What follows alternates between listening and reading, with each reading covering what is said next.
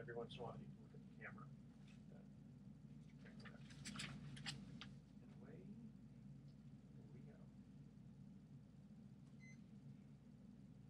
Welcome. You're listening to The Best of Investing on Talk 910, the show where we present valuable information about real estate, the financial markets, and other economic business of the day. I'm your host, Edward Brown. I'm proud to have as my co-host Mark Hanf of Pacific Private Money, California's fastest-growing mortgage investment firm, and Mike Zablin of Madrone Investment Advisory. Our phone number is 888-912-1190. Use that number to answer the trivia questions for 3 vacations given away during each commercial break. That's right, we're giving away 9 vacations during this show. Now, the vacations are not sponsored by the radio station, but by Lighthouse Resort and Marina, located 1 hour northeast of San Francisco. The vacations are free. Their only request, a $75 cleaning fee to cover the housekeeping expenses. Today's trivia theme is earthquakes. We'll see how much you guys know about earthquakes living in the San Francisco Bay Area. Our website is bestofinvesting.com. We're also on television, Comcast Channel 26 and AT&T Channel 99, Saturdays at noon and Sundays at 6 p.m. Today's special guest is Steve Paski, who's going to discuss auto detailing with us. Oh. All right, we're going to make this kind of a business aspect of auto detailing, all right? Welcome to The Best of Investing. Thank you for having me. Okay, so, I've always been kind of curious myself. Like, let's say I'm selling a car. Right. And, I don't know how much detailing costs. I guess it depends on what you get auto detailed, right? And, Correct. Does it make sense to get anything done or just sell it as is? It's sort of like selling a house, without mowing the lawn. Or staging it. Or staging it, yeah. Right, Yeah. So have you found people, come to you and ask? Oh, definitely. Okay. Yeah, definitely. Okay. We have had quite a few people bring their cars in as a lease return. And in some aspects, like we had one guy who's, I'm sure their shoes never touched the carpeting. And we said, you don't really need to have this done. You can turn the car in as is. And then we've had other cars come in that are been really run down. So we spend about 4 to 6 hours getting that car cleaned up and dealt with. And many customers have said the car looks better when they picked it up than when they bought it new. Well, that's good. Yeah. Generally, for that kind of 4 to 6 hours, and I'm sure it depends on what you've done to the car, what does it generally cost? It runs anywhere from $200 to $400. Okay, I mean, that's a pretty big investment for detailing. So depending on the value of the car. Yeah, if you're Yes. getting a Mercedes, that's 2 years old, that's one thing. I find it interesting that people, giving it back to the dealership at the end of a lease would detail, and I didn't realize. I guess that makes sense because you don't want them to maybe charge you for. And I've had that situation. I actually paid extra to be able to turn the car. And of course, when they sold me this thing, they said, "Yeah, we'll only charge you like $50 a month ahead of time, and you can pretty much turn the car in almost any condition you want." Well, as it turns out, what they really meant was anything bigger than a quarter, they were going to charge me. Oh. And it was about $700 worth of, quote, scratches and damages. Right. And so, like in a case like that, it would have been, make a lot of sense to get detailed. Yeah, we would have cleaned all those things up, and the car would have looked almost as new as when you picked it up. I actually have a question with detailing. I've always thought of it as the internal part of the car and not anything to do with the exterior. Yeah. Is that true? No, actually, we do both, right? But the exterior is really what got me into the business, and the product that we use keeps the exterior, gives it a tremendous shine for about 6+ months. In fact, we've had customers who have come back with other cars and said the car that we did for them the first time still looks good after 2 years. Wow. Yeah. But what about body work or very minor things that are not exactly body work? Is that part of detailing too? Some detailers will do it. We will do touch-up paint. And in fact, we've got a car in right now where we're redoing the bumpers because they've been scraped and scratched, but that's the extent. And we have somebody who will come in and actually do all the door dings that you get from the parking lot. Yeah. Oh, really? Wow. Right, and I hate those. Yeah. When can I make an appointment? Yeah, really.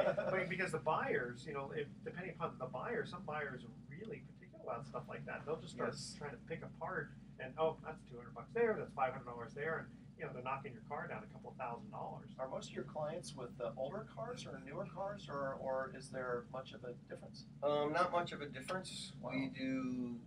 In fact, I had a '69 Rolls come in, and when I saw it, the guy called me and said, "Can you do a '69 Rolls?" And I said, "Yeah, not a problem. Bring it in." And I'm thinking, right, it's this elderly gentleman who's had the car in the garage for most of its life, and they brought it down. A guy owned a limo company, and he brought it down, and this thing was just dull and oxidized like you wouldn't believe. Oh, wow. And as I was looking at the car, he called and said, "You know what? Forget it." He said, "I'm just going to get the car repainted." And I said, "Well, I'll tell you what. Give me 3 days with the car. If I can't fix it, you don't have to pay me. If I fix it, then you pay me what it's worth." Yeah, because painting cars, it's not the old $100 Miracle Auto. Right, Remember those right. days? So that's an Earl Scheib. Yeah, that's right. I mean, now it's like yeah. like $4,000 or $5,000 to paint to get it Exactly. decent. Yeah. So what happened with it? We actually turned it into a spectacular looking automobile. And what did that cost him? It cost him about $300 because I had it was like the third car I'd ever taken in, and so it was a challenge. Labor of love. Exactly. The car's in the parking lot. Yeah, that's Yeah. right. Well, and part of it was, let me use this car on your website. On my website, your I'm sorry. website, Yeah, yeah, my yeah. website, sorry. Yeah, yeah. That's a And fair so deal. that was a fair deal for him. Very And, good. So what the one thing I forgot to mention is the name of your company. I said who you were, Steve Paski, but you're of Deep Reflections. Correct. I like that name. And so what makes you different from the other companies that do auto? The product that we use is one of the best in the industry. It's called Zano, and it's a man-made polymer, and it has not only an incredible shine and brings out this really interesting look in metal flakes. That's hard to describe, but it has an incredible durability. In fact, if you were to look at my car out in the parking lot, you couldn't tell it had ever been driven in the rain. The surface becomes so slick that everything slides off of it. So is that with the new paint technology, it's come a long way? Is that Right, what we're talking about? right. So the Carnubas that we're all used to using back in the 80s and the 90s and even in the 2000s generally last somewhere between 4 and 6 weeks, which a lot of people don't realize. Yeah, I mean, I know that sometimes I put up either wax on my car or even on the windshield, and it's like, oh, this is great. The water beads up, but then, like, literally within a couple of weeks, it's back to normal. Right, So right. how long does the one that you use last? It'll last 6 months plus. We actually That's amazing. we put an actual guarantee of 6 months plus under some conditions. It needs to be hand washed. Taking it to a very harsh car wash will actually take the finish off. Okay. I mean, a lot of times they do brushless now. Right, and that's okay. That's okay. Yeah, that's okay. So generally, as long as it's brushless, is that okay? Yes, that's fine. Okay. Right. What does that cost for an average size car? If we were to take like a Lexus, that would run about $329 for us to do the car. That's pretty good. Yeah, and while it may be a little more expensive than other detailers, the value that you get is beyond most. I actually have always thought that people have their cars detailed just because they wanted to sell them, but do people come by with cars because they're just tired of it being so, ratty looking and they want to just get a fresh start? all the time. A car wash on steroids? Yeah, absolutely. Yeah, in fact, we have customers with the product that we use. The more you lay on it, the better the car looks, and it gives it more depth to the paint. So we have customers that come in every 3 months in order to keep that look that they because how many times do we just go to a typical car wash? Maybe I'll skip the haircuts and just get my car detailed. Well, if you come to my place, you can go across the street and get a haircut while we're doing the car. That works. Okay. And I always thought that when I go to get my car washed at the local car wash place, they've got all these. They're always trying to upsell you. Yes. Well, you can do this And for the clay $59. and all And the clay. And I always thought it was just a gimmick, and that it was really for older cars that were trying to pull out some remaining beauty of the paint. But that for newer cars, on a newer car, why would you ever do that? And from what I'm hearing you talk about, that it sounds like it's not only good for the paint, but it actually makes it look better. Yes, absolutely. The shine is just absolutely incredible, and as we tell people, it makes them feel better, and they have Yeah, more true. confidence in life because their car looks so much better than everybody else, right? As I Yeah, say, that's true. It's like having a Rolex watch that's new and Yeah. shiny. I could Yeah. use that kind of confidence. Yeah, because I tell you, when I go get my car washed, you know, or so there's some places you get gas and then you get a car wash, and I don't really care for the human beings who are there, generally speaking. So I'll get my car. Usually I'll just say, just give me the absolute bare bones basic, just to get the dirt off the, you know, as they're trying to upsell. Well, and I see those guys there. They're using, you know, those what are those things that revolve really fast, and they're going over. And I remember doing that to my own car as a kid, and you can easily burn. And if you don't apply it correctly, and I'm always wondering if those guys don't necessarily look like they know what they're doing. It's some of those. Yeah, one guy tried to Car use a washes. chisel on mine. I thought that's not a good idea. Well, if you come to my house and wash your car, you'll need to if you let the water dry on it. It's So do you hard. apply yours with one of those electric type of? The actual polish that we use, and it is a polish because it's not a wax, so there's a little bit of a change in nomenclature there. We put it on by hand, and it's an interesting product because the thinner you put it on, the better it looks. And we'll put 3 coats on at a minimum. So let me ask you, how far away? Because now, first of all, where are you guys located? In Los Gatos, California. How far away do you generally find your furthest client? My furthest client has come from Fresno. Which would be That's a nice drive. That's a couple hours, 3 hours. That's This must be good. I mean, for someone to come all the way, like I knew a guy who was a barber, who Mike knows, Mhm. and the guy was so good that people would come from Sacramento to get their hair cut. I mean, that's a little outrageous, but you know, for your car, especially when people get detailed once every 6 months, then Yeah, You know, on average? he comes about once a year. once a year. I mean, Yeah, okay, and- so you know, and probably makes a day of it and does other things, but that's Right. pretty good. So, Steve, we're gonna have to cut to a commercial break. Before we do, how do people get a hold of you? You sound like you got to have a nice little detailing business here. Yeah, telephone number is 408-402-5453. The name of the company again It's is? Deep Reflections Auto Detailers. You have a website? Yes, it's deepreflectionsdetailers.com. What street are you located on, Los Gatos? University Avenue. Oh, it's a major one. Yes. Okay, very good. Stay with us. We're going to cut to our first commercial break, and again, the theme is earthquakes. Now, since you're new on the show, you can't answer now. If you know the answer to this, you have to wait until the commercial break comes back. All right. This was a little harder than the average bear. Okay, how much stronger is a 6.0 earthquake than a 3.0 earthquake on the Richter scale? The first, is it 3 times stronger, 2 times stronger, whatever? The first 3 callers with the correct answer win a free 3-day, 2-night stay at the Lighthouse Resort. Call 888-912-1190. That's 888-912-1190 to answer this question. We're talking about earthquakes here. How much stronger is a 6.0 earthquake than a 3.0 earthquake on the Richter scale? Stay with us because the Best of Investing will be right back. We've got some good stuff for Mike Zaidlin and Mark Hahn. Okay, that was a long segment there, boys. Cool. It's a good one. Good. Yeah, I think you were able to get a lot of good questions out. Yeah. That's awesome. That was very educational, actually. Ready to bring my car over. I know. It's well, due. I mean, especially if it's like $300, not $1,500.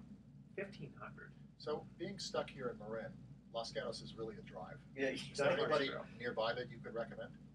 yes, there actually is a guy, and it's interesting. His company name is Immaculate Reflections. Oh, that's funny. That's great. Does he Yeah. use the same product?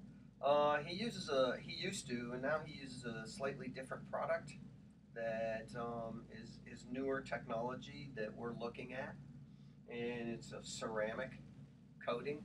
You guys refer business back? He calls it Yeah, Immaculate that's nice. Reflections? Yeah, Immaculate That's- Reflections. yeah, Yeah, Well, his I name would is- love to drive down to Los Gatos. Well, That'd be a fun.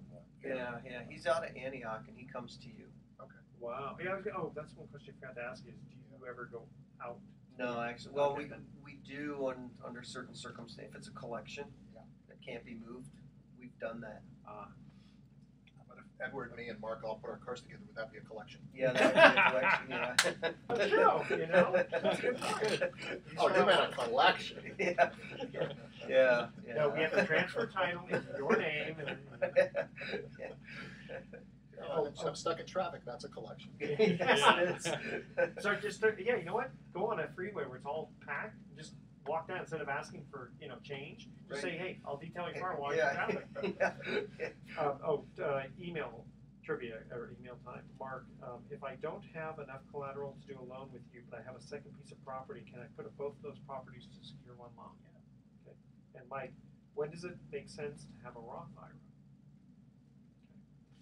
Okay. All right. I do have this great article on investment fees and Warren Buffett's will. Okay. Yeah. That's okay.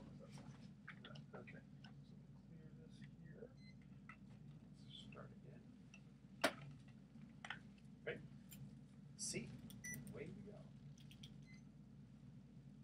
Welcome back to the Best of Investing. I'm Edward Brown, your host, along with Mark Hoff and Mike Zaitlin. When we cut to, first of all, Steve Paski, thank you very much for joining us. Thank you. Educating us about auto detailing. We were talking about driving all the way down to Los Gatos because your price is very reasonable. It sounds like you do a very good job. I have to check you out. Deep Absolutely. reflections. Does that mean our car will have deep reflections? Yes. Okay, that's what I wanted to know. Okay, we cut to the first commercial break. The trivia theme is earthquakes. How much stronger is a 6.0 earthquake than a 3.0 earthquake? Mike, you're always a wealth of knowledge. I'm looking at you first. There's some math involved there. I know it's not double. Well, I believe that each tenth of, if you go from say 3.1 to 3.0, I believe that's 10 times more. So I'm going to guess 300, but I'm sure I'm wrong. 1,000. Wow. It's 1,000 times stronger. That's amazing. I wouldn't imagine that. Okay. Who's there standing there going, that's about 1,000 times stronger? Sure. Yeah, that's a good point. So, Mike, you have an interesting article about Warren Buffett. Well, I think I've heard of him, by the way. Yeah, as opposed to Jimmy Who? Buffett. As a point, I've heard him too. Warren Buffett recently released his will in which he gave investment instructions to his trustee. And what I found very interesting about it was he basically said for the stock investments, I simply want the trustee to buy the S&P 500 index fund. Wow. And he particularly said, I think he said Vanguard. He said, I'm partial to Vanguard, which I found very interesting because of all the people in the world who should be able to find somebody who can beat the S&P 500, you would think it would be Warren Buffett. Of course, he thinks he can beat it himself, but once he's gone, he's gone. And he's basically telling. But he mentored somebody theoretically. Well, he's Oh, he mentored lots of people in his organization. But he's basically saying he literally said, I have it here, I believe the long-term results from this policy will be superior to those attained by most investors who employ high-fee managers. Wow. That's from the man himself. That's a little bit of a knock. Yeah, here's someone, and then when people say, well, I see portfolios, people come into my office and they're filled with actively managed mutual funds, and of course the first thing I think is Warren Buffett is not recommending this policy. I mean, when you say actively managed mutual funds, and I'm thinking jumping around from one mutual fund to another, I mean, is that basically how you would look at that term? Or how would you define it? An actively managed mutual fund is a mutual fund in which the manager is trying to time the market, picking certain internally stocks. within the fund. In other words, you have a choice. You can either buy a passive index fund, or you can buy, which simply mimics, say, the S&P 500, or you can try and find a mutual fund manager who says, I can beat the S&P 500. I got it. Pay me 2% or whatever it is. It's generally around 1.5%, 2%, and I will pick the stocks in the S&P 500 and sell these, buy those. It means a high turnover. Exactly. It actually leads to another study that was done by John Bogle, the founder of Vanguard. He recently published a study called The Arithmetic of All Investment Expenses, and he found that the average actively managed fund, once you include all the expenses, not only for the paying the manager to manage the fund, but the transaction costs, because you're turning over your portfolio about 80% of the year, are close to 2%. And he said as a result of the taxes that accrue to that, there's another extra percent. So you're paying around 3% on average, That's including assuming taxes. now the taxes though assume that they are making gains. Yeah, Right. Yeah. Hopefully. It better be. And so he compared it to a passive index fund, and of course, that's the results aren't going to. That's not going to be true for every last person. Someone will beat the S&P 500 index fund, although over long periods of time, I think John Bogle came up with it was about 3% of people could beat it on an after-tax index basis. Yeah, so why take that risk? Why take that risk? And Yeah. the thing is, when you hear percents, you hear 2% or so. If you think about the impact of, well, if you could make 7% and you're getting 5 because your mutual fund manager didn't beat the market, if you have $500,000 and you invest that for 25 years and get 7% versus 5%, that 2% difference will result in the difference between 2.7 million and 1.7 million. So that's $1 million. Well, it makes 2%. sense Wow. because 2% compared to 5% is a 40% increase. Exactly. Yeah. One of the Nobel Prize winning economists, Eugene Fama, was recently asked, do you invest in index fund? Would you ever buy an actively managed fund? And if so, when? And he said, never. So you've got a lot of Nobel Prize winning economists. You've got Warren Buffett. You've got John Bogle, basically producing so many studies showing the impact of fees. And yet 90% of retail investors continue to own, I think, far too many actively managed mutual Probably funds. because the stockbrokers, et cetera, are getting commissions for selling it or percentage of assets. Mike, about how many actively managed mutual funds are there now? I remember that 4,000. in the 90s and the 2000s, that the number just was like almost doubling. Yeah, they keep coming up with new ones all the Yeah. time too. Well, I'm not exactly sure. I thought it was 7,000, but I could be wrong. But I do know that a lot of new money goes into index funds now. About 30 to 40% of all new invested money goes into index funds because people are really, once they become aware of what fees they're paying, which is a big step. Most of the time, people don't know what they're paying. I have clients come in who show me their portfolios, and I ask them what their fees are, and they have no idea. And that's part. And once they know, then they're always convinced that somebody can beat the market, which is an inevitable thought because in most fields, knowledge does lead to more success. But investing is one of the fields where it doesn't. Aren't there It's still rock counterintuitive. stars in the actively managed sector in Wall Street? Oh, sure, yeah, of course. There are Warren Buffett, George Soros. There are plenty of active managers who beat the market over the last 5 or 10 years. The problem again is you don't know if they're good or they're lucky, and you're taking all the risk to find out with the fees. So, just to refresh the audience's memory here, Mike Zaidlin of Madrone Financial Advisory Services. So I'm thinking, okay, I'm in the audience, I'm listening to a financial advisor say, don't buy these actively managed mutual funds, so people should buy index funds, it sounds like. And then the question is, well, what can Mike do for me? Mike, what can you do for them? Whether you should even be in the market at all is a question too. First Okay, question. fair Whether question. you should be in the market, and if you're in the market, should you be in bonds? Should you be in stocks? What's your long-term? Do you have a long-term investment horizon? Should you have bought an annuity instead? Should you simply be in the bank? You have to be able to sleep at night. It really depends. There's a different answer for every person. Two people, same age, same background. One would say, I don't trust stocks. I just want to be in bonds. And the other would say, oh no, I'm too young for bonds. So it really depends. It's a full-on financial analysis as to what the benefit of working with a financial advisor is. Well, whether you're in index funds or actively managed funds, that's really a very small part of your overall financial picture. There are actually tax issues, retirement planning, estate planning, and again, we were talking about this earlier. But even if you are in say stocks and bonds, the question is which accounts should they be in? Should your bonds be in a taxable account where you're paying high marginal tax rates, perhaps, or how will you withdraw these in retirement? So there are a lot of questions. The focus is really after-tax returns, and that's often far too ignored. It's always usually just the pre-tax returns people pay attention to, and they don't understand the importance of the long range, looking at it, putting it in the right accounts, and so forth. Okay, and you charge by not so much the hour, but by the I job? usually charge a flat annual fee that I try very hard to make it much more reasonable than the 1% that most advisors charge. I think that's far too high and very damaging generally to returns.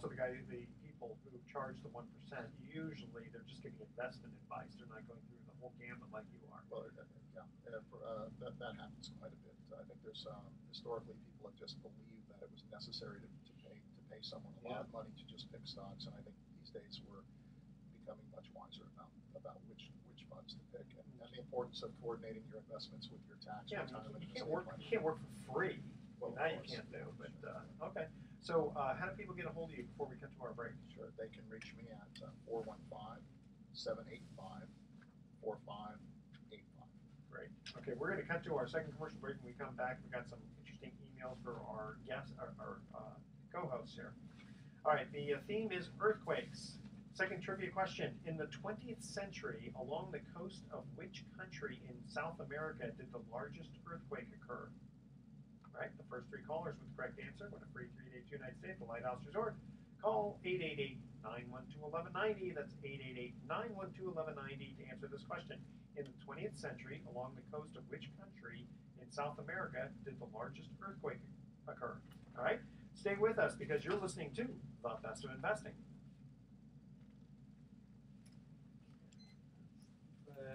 One day I'm going to stop talking about fees. Don't forget to look at him once in a while. I know, it's like, No, but it's an important part. Well, I know. right? I'm It's, tired of hearing myself it's an talk. important Kramer. It is an important part of Yeah. Yes, it is. And people don't realize what they're paying. yeah. You know, it's, Fees. All right. Going into email time next? Yeah.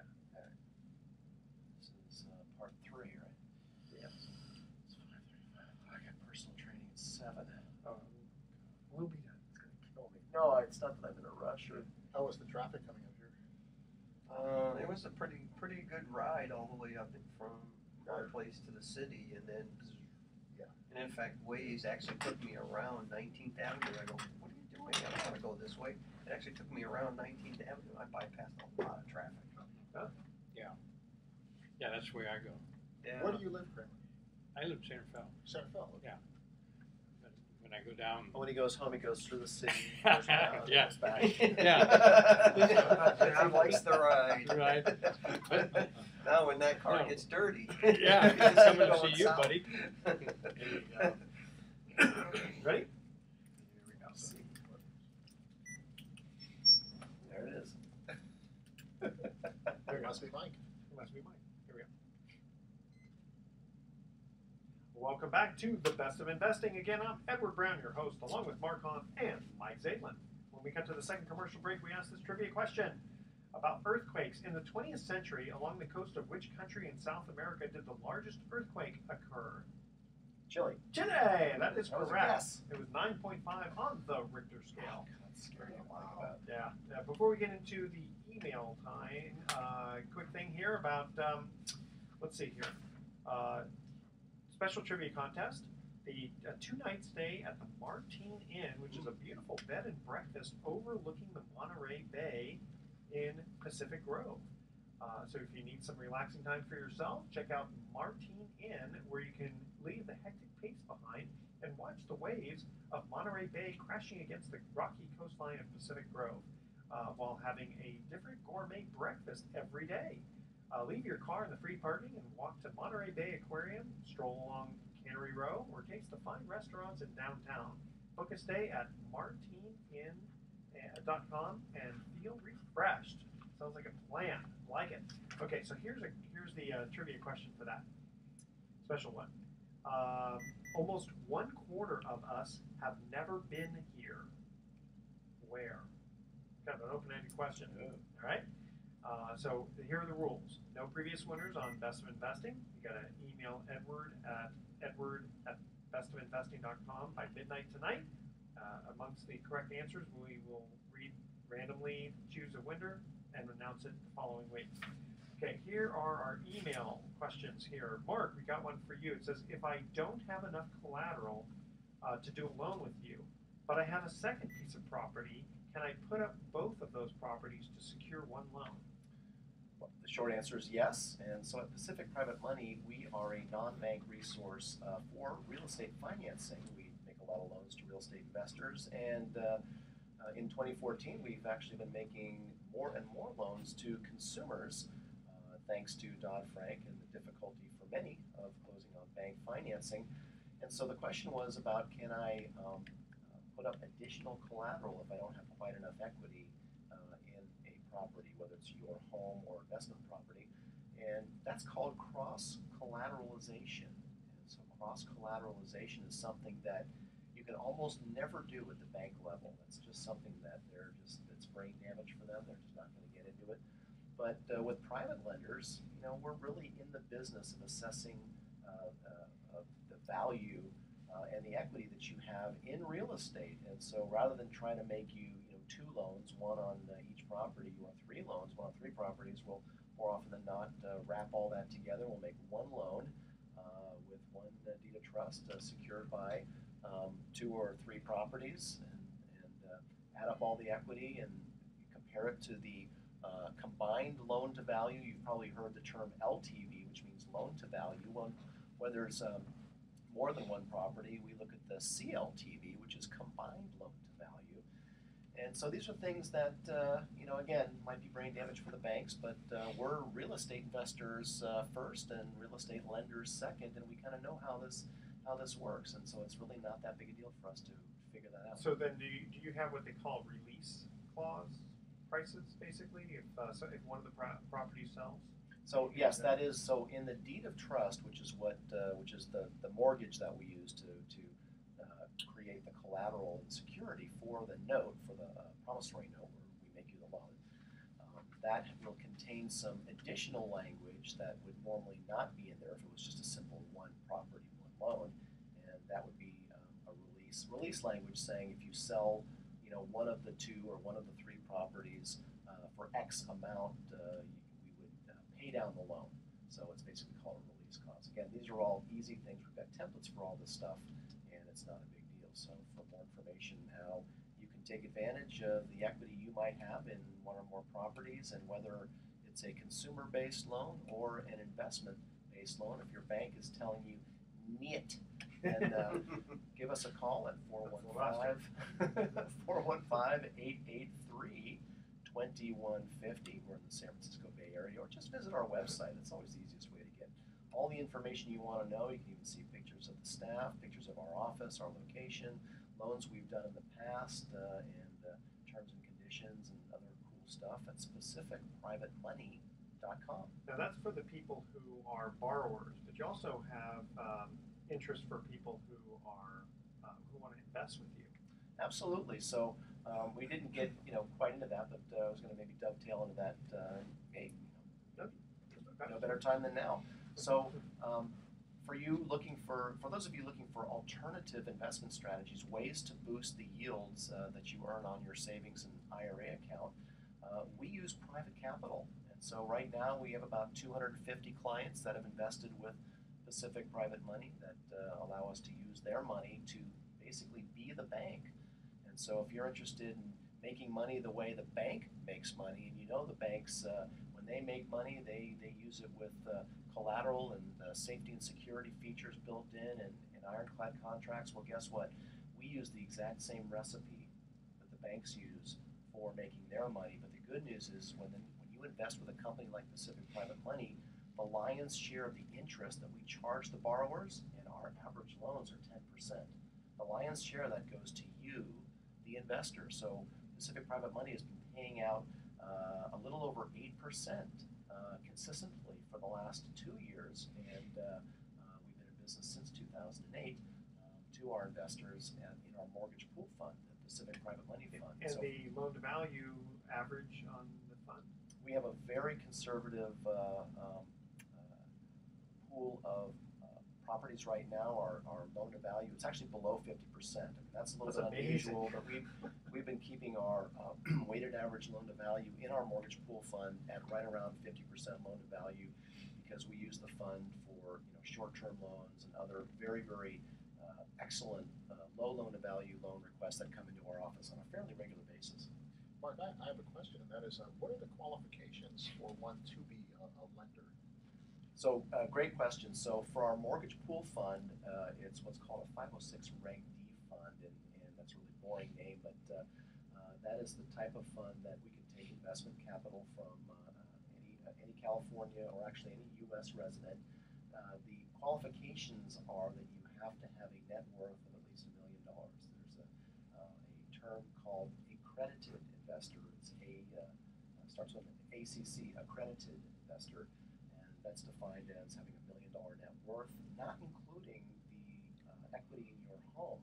So That's one caveat that they've added the last several years. So if you qualify, and again, that's an SEC regulation, not a Pacific Private Money regulation. So unfortunately, we have some clients who have called and wanted to invest, but they didn't qualify. They couldn't prove their net worth. However, we also do individual deeds of trust and other products where you do not have to be accredited in order to invest. And so again, for more information, give us a call. We have a different website for information about how to earn 8% or more using your savings or IRA self-directed funds, and that is at pacificmoneyfund.com. Again, pacificmoneyfund.com for more information how you can earn 8% or more using your savings or IRA. Okay. Tell you what, Mike, before we get to you, because I want to give you ample time, we're going to cut to our third and final commercial break here. Here's a trivia question regarding earthquakes. What is the location on the Earth's surface directly above the place where an earthquake originates called? What do you call that? The first three callers with the correct answer win a free 3-day to United States, the Lighthouse Resort. Call 888-912-1190. That's 888-912-1190 to answer this question. What is the location on the Earth's surface directly above the place where an earthquake originates called? All right. And when we come back, we've got a good question about Roth IRAs for Mike, and I know he's got some other good stuff to talk about. Okay, stay with us. The Best of Investing will be right back. Epicenter. Yeah, I was going to say, Very good. anybody in California doesn't get that one. They Sometimes should they're easy, move. sometimes they're hard. Rhymes with vulva. I don't know why that occurred to me. It's like, just trying to remember it. What's it? Dolores. We do a lot of Seinfeld humor around here. Not on the air so much. Sometimes on the air. Yeah. Oh, gosh. I became a real Curb Your Enthusiasm fan. Really? You know, it's Oh. funny. I've never seen that. You know, it was funny. My son was watching it. He was over at the house doing something, and he goes, "Dad, you're gonna like this show." And I watch it, and I go, "This guy's an idiot. I'm not gonna watch this show. It's stupid." And I watched it. He was over again. He goes, "Hey, you should watch this one." And they did something that just set me off, and it was like, I'm a fan. Yeah, you know, it's funny because the first time I saw Seinfeld, I didn't like it. Mm-hmm. But then, you know, Yeah, same sort of it thing. grows. Yeah.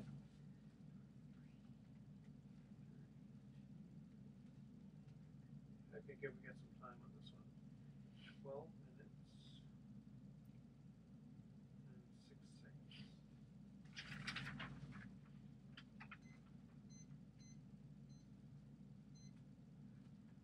Ready, Mike? Sure. At the very end, we'll see. The last segment. Welcome back to The Best of Investing. I'm Edward Brown, your host, along with Mark Hahn and Mike Zalis.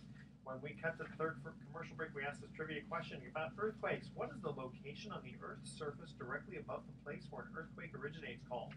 Yeah. If you live in California and don't know the answer to that one, epicenter. Epicenter, Epcot Center, Epicenter. I was going to say shake, rattle, and roll. That's a non-technical Yeah. term, but you're correct on that. Okay, so Mike, an email that we got, basically someone had listened to you the week before, heard you talking about Roth IRAs, and here's the question: when does it make sense to have a Roth IRA? Well, it's really a question of when does it make sense to contribute to a Roth instead of contributing to your other alternatives, which would be generally a pre-tax IRA or 401k. You generally want to contribute to a Roth when your tax bracket is low, because you're not going to be saving nearly as much in taxes by contributing to an IRA, and so you really want to be in a Roth. One of the negatives of an IRA is, well, they're great for deferring taxes. However, ultimately, the government wants to get its money. And so when you take your distributions after you turn 59 and a half or as late as 70, you are going to be taxed at ordinary income levels at your marginal tax rate, which can often be very high for people. So people tend to contribute to an IRA or 401k when they're in higher tax brackets, thinking that, well, I'll be in a lower tax bracket in retirement, or even if I'm not, even if I'm in the same bracket, I'll at least have gotten the benefit of that interest-free loan from the government for all those years. Yeah, and do you find that when people retire, I guess in theory they got two buckets to choose from. Take money from the bucket that is pre-tax or one that's after tax, Sure. right? Well, and often they have three buckets. They have the pre-tax IRA or 401k, the after-tax Roth, as well as a taxable account. Now, some people have one, some people may have all three. Ideally, you'll have all three because then you have the flexibility. But really, you want to always save the tax when you can, if it's a significant amount of tax. But after that, you always want to be looking for every opportunity to get the money out of that IRA and into a Roth through a Roth conversion, if you can. So that's sort of the second part of the question too. Is with a Roth, you're limited to whatever it is, 6,000 or so. And if you're lucky enough to have a Roth 401k, you can put in 17,000 and an additional catch-up contribution as well. But most of the time, the real money that you can put in a Roth is going to be via a Roth conversion. And so you always want to be looking for opportunities to find to do a Roth conversion. One is low income years. Another is if you have a large carry forward business loss, charitable contributions, high medical deductions. Oftentimes people who retire but who have not yet made IRA distributions may find themselves in a low income place where they can convert to a Roth. So, Yeah. Give us the kindergarten view of Yes, please. of a Roth conversion. What does that mean? A Roth conversion simply means converting money from a pre-tax IRA or 401k, because you can do a 401k Roth conversion too, to a Roth account. You pay the taxes on the distribution. It's as if you took a distribution, but without the penalty that you would have to take if you were under 59 and a half. And then you put it in the Roth, and you pay the tax up front, so now it grows tax-free. You are also finding three other benefits. One is it won't count against your Social Security income when you withdraw it, because it's not considered part of investment income, and so it can keep your Social Security from being taxed. Versus if you took it from an IRA, and it caused your Social Security, you not only would then pay the tax on the IRA, but it could cause your Social Security to be taxed at up to 85%. So the marginal tax rate on your IRA dollar, instead of say just being 25%, now might be 45%, because it's creating two taxes, one for the IRA and one for Social Security. Do you think they might change that with the Roth, that they may say, well, now the Roth doesn't count towards the Social Security calculation, but well, anything is possible. One of the anything is possible, certainly. Tax laws are always changing, but ideally you want to find opportunities to convert to a Roth, and often they're overlooked because usually it's just one of those things that falls through the cracks. Okay. I know there's going to be people out there who can have questions about IRAs, Roth IRAs, 401k Roths. I have questions. Yeah, exactly. How can people get a hold of you? Because you're very reasonably priced, I got to say. Thank you. I can be reached at 415-785-4585. Mark, I want to get back to you for just a minute. Do you have any specific deal of the week to share, or just give us an example as to why a borrower would pay your rates, which you said were close to 10%, compared to going to the bank? Why do people need you? Well, it's typically for speed. That's probably the number one reason. Isn't that an illegal drug? Oh, not that they're on speed. Well, you might think so, given that gosh, who would pay 10% for a real estate loan?